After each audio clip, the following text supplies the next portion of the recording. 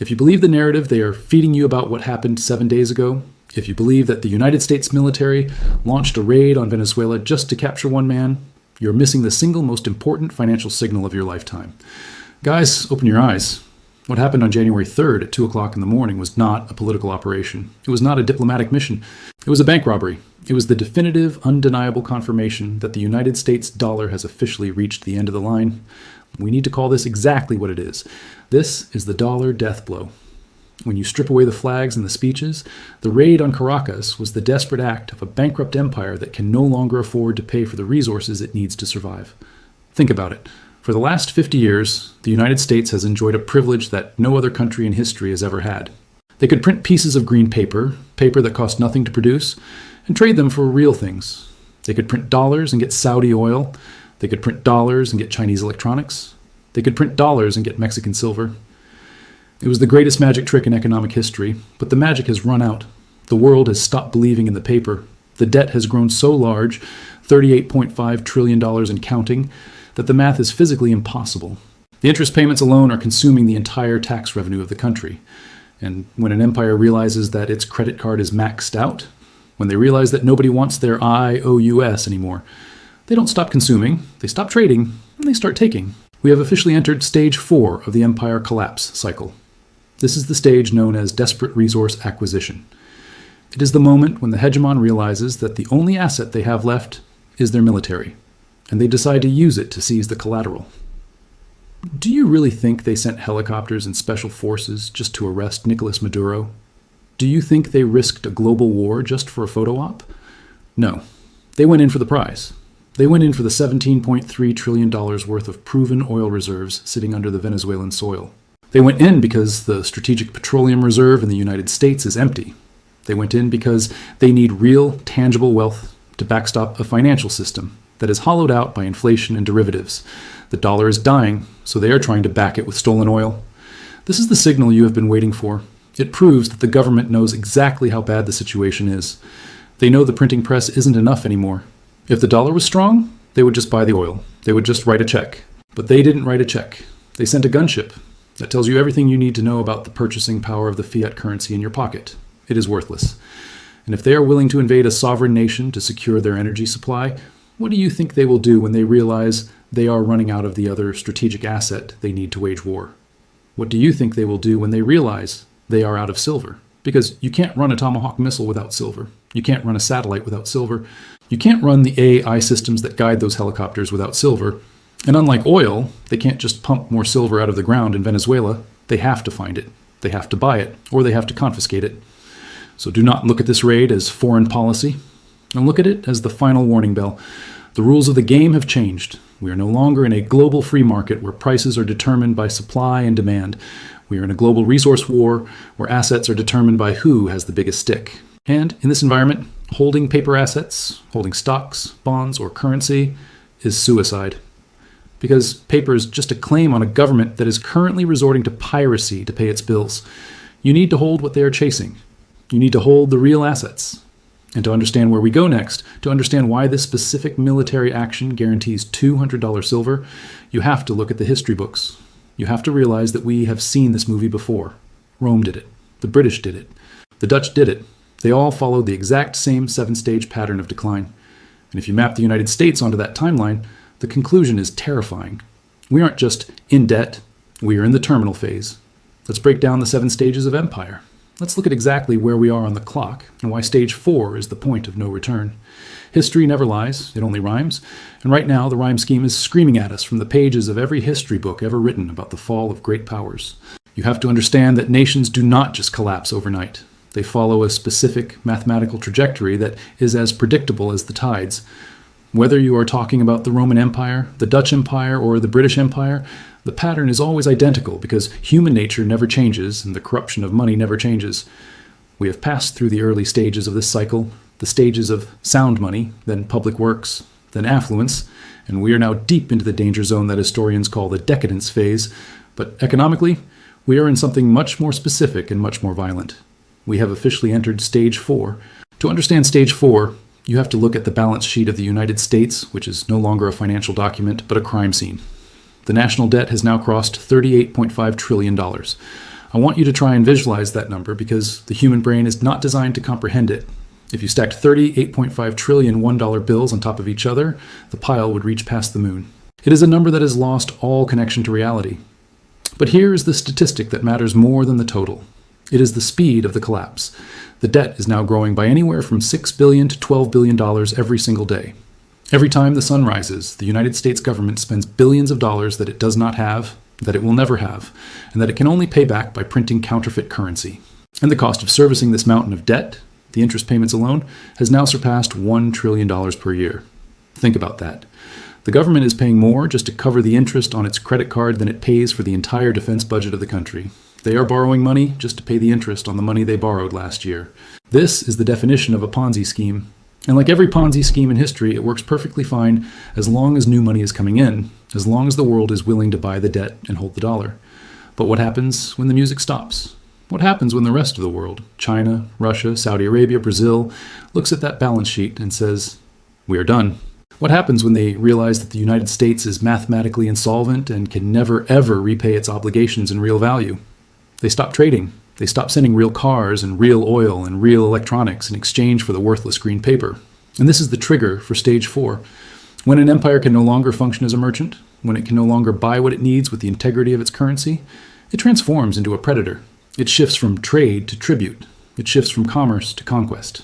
This is desperate resource acquisition. This is exactly what we saw in the final years of the Roman Empire.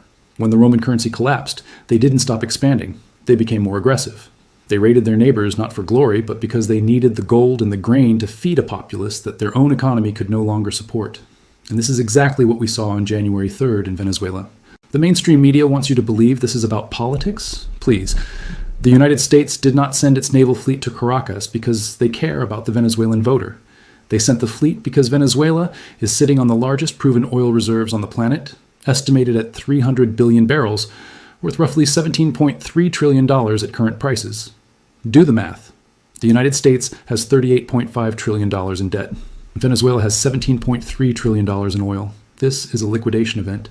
The United States is effectively seizing collateral to shore up a balance sheet that is bleeding out.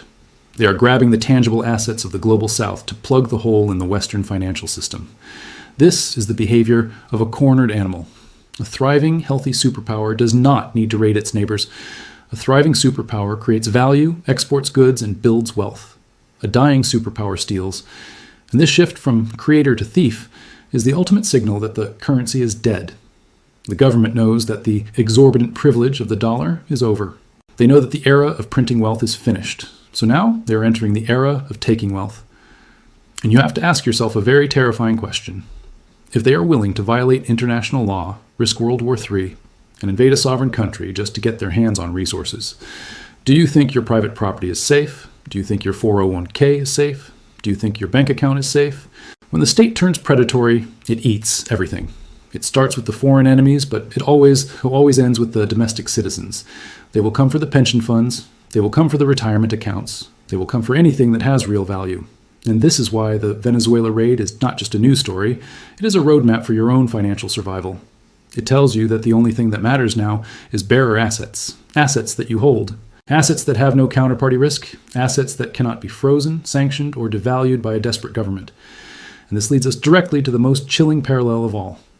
If we want to know exactly how this movie ends, if we want to see the script for the next 12 months, we don't need to guess. We just need to look at the most famous collapse in human history. We need to look at the silver denarius. Because the scam they are pulling on you today with paper silver and fiat dollars is the exact same scam that Nero and Aurelian pulled on the citizens of Rome 2,000 years ago. And the result for the people who held the currency was not just poverty, it was starvation. But the result for the people who held the metal, they became the kings of the New World. Let's open the history book to the chapter on Rome. Let's look at the debasement. Let's see why your dollar is about to suffer the same fate as the denarius. You want to know how this ends? You want to know exactly what happens to a civilization when its government decides to turn its currency into a lie? You do not need a crystal ball. You do not need an economics degree from Harvard. You just need to look at the ghost of Rome, because the blueprint for the destruction of the United States dollar was written 2,000 years ago in the ashes of the Roman Empire. We need to talk about the silver denarius. For centuries, the denarius was the envy of the world. It was the world reserve currency of its time. If you went to a merchant in Syria, or a trader in Gaul, or a spice dealer in India, they would accept the denarius without question. Why? Because it was honest money. In the year 64 AD, during the early days of the empire, the denarius was a coin made of 94% pure silver. It had intrinsic value. You didn't need to trust the emperor, you just needed to weigh the coin. The value was in the metal, not the promise. This sound money was the bedrock of the Pax Romana. It allowed trade to flourish. It allowed wealth to build. It kept inflation at zero. But then the corruption started. The emperors became greedy. They wanted to wage endless wars. They wanted to build massive monuments to their own egos. They wanted to buy the loyalty of the Praetorian Guard with lavish bonuses. But they had a problem. They didn't have enough silver. Taxation was already too high. If they raised taxes again, the people would revolt. So, instead of cutting spending, which no government in history has ever done willingly, they decided to cheat. They decided to rig the system. They called in the mint masters and gave them a secret order: mix copper into the silver. They started clipping and shaving the coins. They would melt down 10 silver coins, mix in base metals, and print 12 new coins. It seemed like magic. They had created free money out of thin air. Does that sound familiar? Does that sound like quantitative easing? Does that sound like the Federal Reserve buying treasury bonds with money that doesn't exist? The process was slow at first, just like inflation is today. By the year 150 AD, the silver content had dropped to 85%. The people barely noticed. But the addiction to free money is impossible to break. Once you start, you cannot stop. By the year 218 AD, the silver content had collapsed to 43%. And then the bottom fell out. By the year 265 AD, just a few generations later, the denarius contained only 0.05% silver. It was a fraud. It was a copper slug dipped in a thin wash of silver to make it look real. It was a lie masquerading as money. And what was the result? Did the stimulus save Rome? Did the liquidity create prosperity? No, it created hell on earth. Because the market is not stupid. The market eventually realizes the scam. When the merchants realized the coins were trash, they didn't just accept them. They raised their prices. They demanded more of the worthless coins to part with their valuable goods. Prices in the Roman Empire exploded by 1,000%. Wheat, which cost 7 or 8 drachmas in the 2nd century, cost 120,000 drachmas in the 3rd century. The savings of the middle class were wiped out. The veterans who had retired on fixed pensions starved to death because their pensions couldn't buy a loaf of bread. The economy reverted to barter. The soldiers, the very people the emperors were trying to pay, eventually refused to accept the currency. They demanded payment in physical gold, in land, or in salt. When the army stops accepting the money, the empire dies, and Rome fell into chaos, civil war, and darkness. Now, look at your wallet. Look at the United States dollar. Since the creation of the Federal Reserve in 1913, the dollar has lost over 98% of its purchasing power. They have done exactly what Nero did. They have shaved the value away year after year, decade after decade. But the modern version of this scam is even more insidious than mixing copper into coins. The modern scam is the COMEX paper silver market. This is the ultimate coin shaving operation. In the Roman days, they physically diluted the metal. Today, they dilute the claims on the metal. The bullion banks sell paper contracts, certificates that claim to represent silver, but they sell hundreds of times more paper than there is actual silver in the vault. They are running a fractional reserve scheme where for every 1 ounce of physical silver, there might be 100 or 500 ounces of paper silver floating around the system. It is the exact same fraud. They are creating paper silver out of thin air to suppress the price and fund the empire's debts, just like the emperors created copper silver to fund their legions. They tell you that the price of silver is $80, but that is the price of the diluted currency. That is the price of the paper promise. It is a lie. Just like the Roman citizen who thought he had a silver coin but really held a piece of copper. You think you hold wealth when you hold a dollar or a paper contract, but you really hold a liability. You hold a claim on a bankrupt entity. And we are now rapidly approaching the loss of confidence phase, stage 5. This is the moment when the public wakes up. This is the moment when the merchant in Shanghai, the oil driller in Riyadh, and the farmer in Kansas all look at the dollar and say, I don't want this anymore. I don't want your paper. I want the real thing. This is why the raid on Venezuela happened. The United States government knows that the paper game is over. They know they can't print their way out of this anymore. The world is rejecting the debased dollar, just like the Roman legions rejected the debased denarius. So the empire is reverting to the only thing that works when the money fails: force. They are grabbing the oil because oil is real, and very soon they will grab the silver because silver is real. But here is the terrifying part for the average citizen. The emperors and the senators of Rome, they knew the crash was coming. They didn't keep their wealth in denarii. They moved their wealth into vast estates. They bought gold. They bought slaves. They bought productive assets that could survive the collapse. And guess what? The modern senators, the billionaires, the hedge fund managers, the tech oligarchs, they're doing the exact same thing right now. They aren't holding dollars. They're fleeing. They're engaging in the greatest capital flight in human history right under your nose. We need to talk about the millionaire exodus. We need to look at the data that proves the smart money has already pulled the ripcord. Let's look at the Great Escape. Let's see where the rich are going and why you need to follow their lead before the gates close. If you think the collapse of the dollar is some distant theoretical event that might happen in 10 years, you are not paying attention to the people who actually own the world. You need to stop listening to what the elites say on television, and you need to start watching where they are moving their bodies and their money. Because while the politicians are telling you that the economy is strong and resilient, the people with the most to lose are heading for the exits in a panic that we have never seen before in modern history. We need to talk about the Great Escape. We need to talk about a data point that should make every single person watching this video tremble in their boots. According to the latest migration reports released just days ago, a staggering 142,000 millionaires are currently in the process of fleeing the traditional wealth centers of the West. They are packing their bags, they are selling their penthouses in New York, they are closing their accounts in London, and they are leaving. This is the single largest migration of private wealth in human history. Think about what that means. These are the insiders. These are the people who have the private dinners with the senators. These are the people who play golf with the Federal Reserve governors. They know what is coming. They know that the ship has hit the iceberg. And while the band is still playing on the deck for the passengers in steerage, that's you and me, the first-class passengers are quietly lowering the lifeboats. And why are they running now? Why is 2026 the tipping point? Because the mask has finally slipped.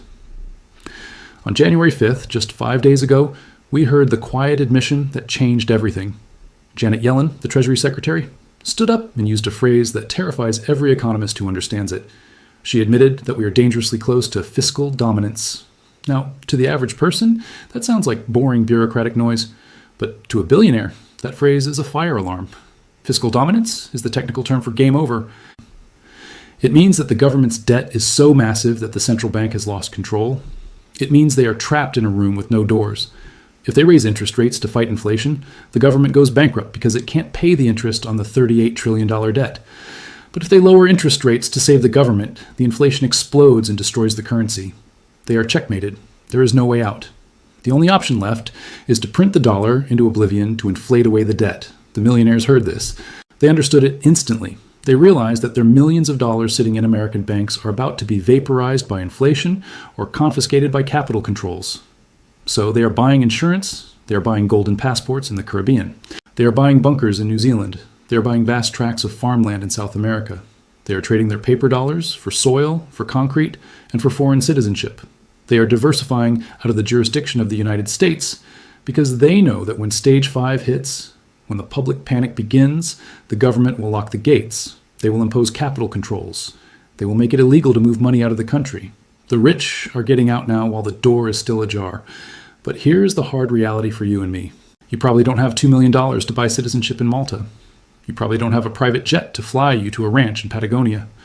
You are stuck here. You are trapped in the system. Does that mean you are doomed? No. It means you need a different kind of lifeboat. You need a passport that doesn't require a government stamp. You need an asset that acts as portable, unconfiscatable wealth that you can hold in your hand. You need silver. Physical silver is the golden passport for the common man. It is the only asset that allows you to do exactly what the billionaires are doing, but on a smaller scale. When you buy a monster box of silver coins, you are effectively exiting the jurisdiction of the dollar. You are moving your wealth into a sovereign asset that holds its value in any country, under any regime, in any crisis. If the dollar collapses, an ounce of silver is still an ounce of silver. If the bank fails, your silver is still in your safe. If the government imposes capital controls, your silver is invisible to the electronic dragnet. It is freedom. The elites are buying farmland because they know paper is trash. You should be buying silver because you know paper is trash. It is the exact same trade. It is the exact same logic.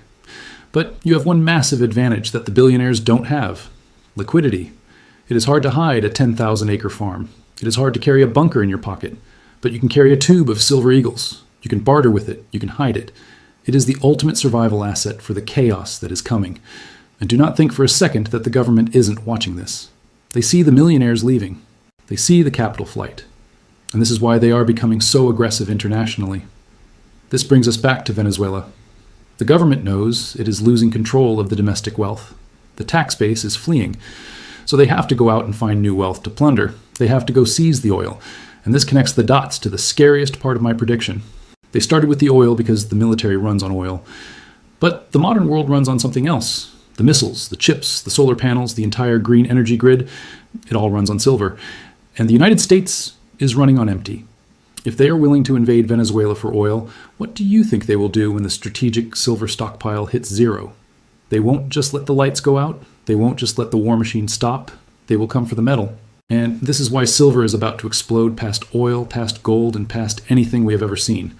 We need to explain the strategic pivot. We need to explain why silver is the next national security target. Let's move to stage 5.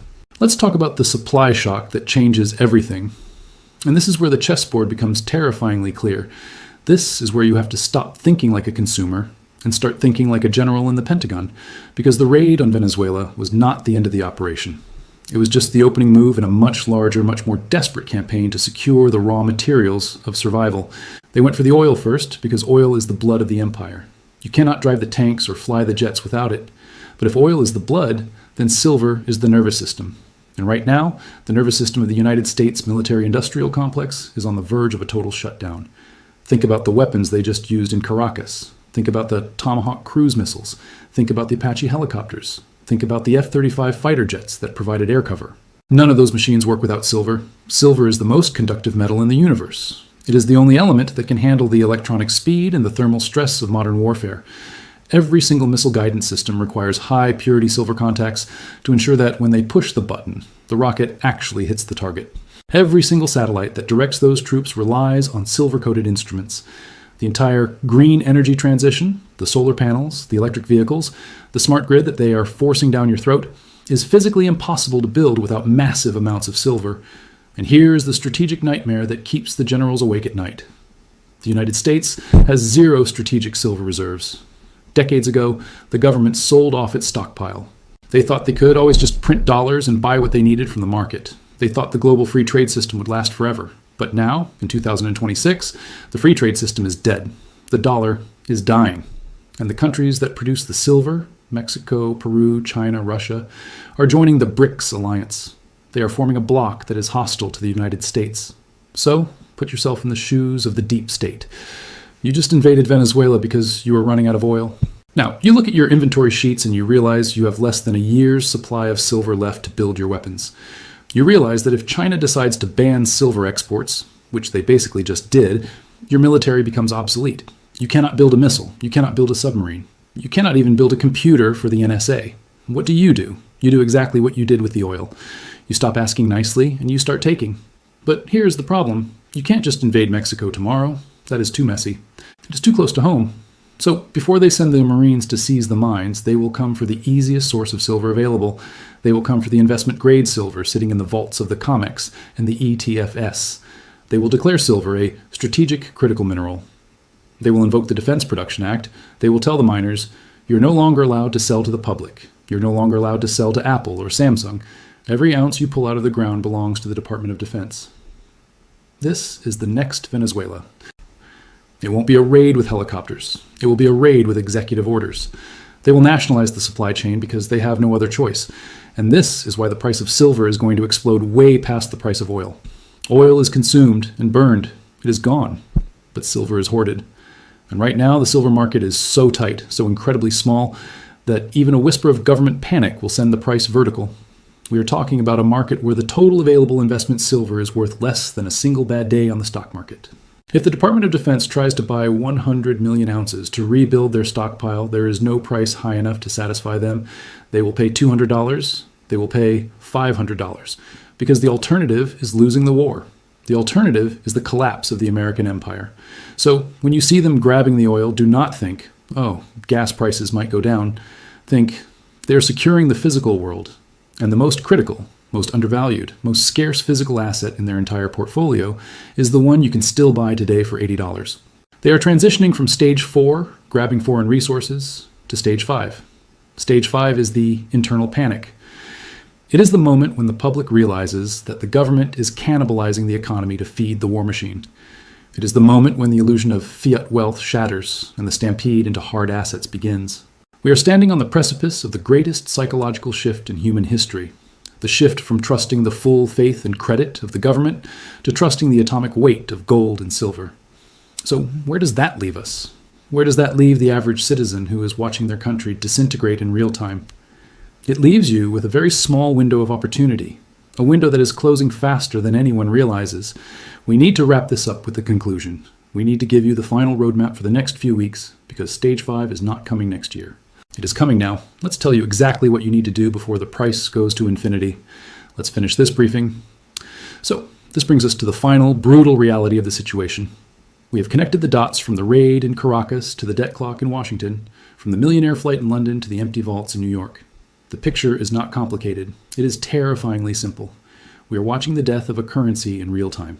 We are watching the transition from Stage 4, where the government steals assets to survive, to Stage 5, where the public loses all confidence in the paper promises. And you have to understand that this transition does not happen gradually. It happens all at once. It is like a dam breaking. One moment the water is held back and everything looks calm. The next moment the wall cracks and the valley is underwater. We are standing at the base of that dam, and the Venezuela raid was the sound of the concrete cracking. The government has shown its hand. They have admitted, through their actions, that the dollar is no longer a store of value. It is a weapon of conquest. And once the general public, the teachers, the truck drivers, the small business owners, realize that their money is backed by nothing but F-35 fighter jets and stolen oil, the psychology of the market will snap. They will not wait for permission. They will run. They will run from the banks. They will run from the bond market. They will run from the stock market. And they will run toward the only things that cannot be printed, hacked, or debased. They will run to food. They will run to land. And they will run to silver. But here's the tragedy. When the herd finally arrives, when the millions of people who are currently asleep finally wake up, it will be too late. The inventory will be gone. The 142,000 millionaires will have already bought it all. The Department of Defense will have already nationalized the mines. The price on the screen might say $200 or $500, but there will be no buy button. There will be sold-out signs on every bullion dealer website in the world. This is why I'm telling you that $80 is a gift. It is not a price, it is an invitation. It is the pre-collapse discount that the market is offering you before the reality sets in.